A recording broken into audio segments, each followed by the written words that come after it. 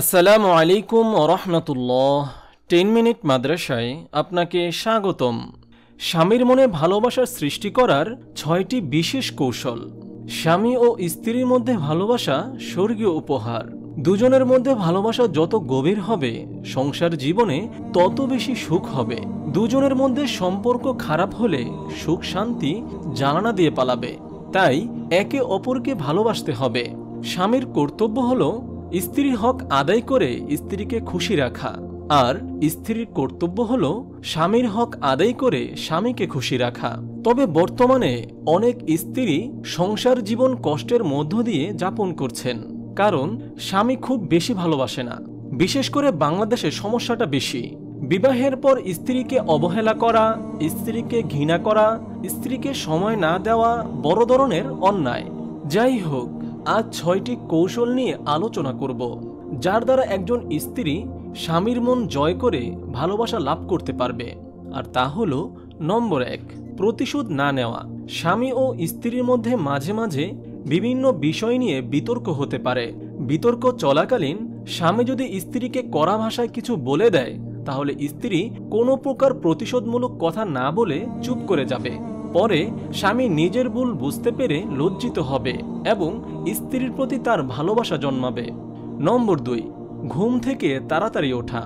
স্ত্রী যদি নিয়মিত তাড়াতাড়ি ঘুম থেকে উঠে বাড়ির প্রয়োজনীয় কাজ শেষ করার পর স্বামীর প্রয়োজনীয় জিনিসগুলো গুছিয়ে রাখে এবং সময় মতো সকালের নাস্তা তৈরি রাখে, তাহলে সেই স্ত্রীর প্রতি স্বামী খুব বেশি আকৃষ্ট হয়।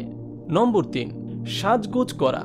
স্বামীকে খুশি করার জন্য একজন স্ত্রী যত খুশি সাজতে পারে। স্ত্রী সাজগোজের মধ্যে থাকলে স্বামী বাইরে থেকে বাড়ি আসার পর স্ত্রীকে সুন্দর সাজগোজের মধ্যে দেখে আকর্ষিত হবে এবং তার মনে স্ত্রীর প্রতি ভালোবাসা সৃষ্টি হবে। নম্বর 4, শ্বশুর শাশুড়ির মন জয় করা।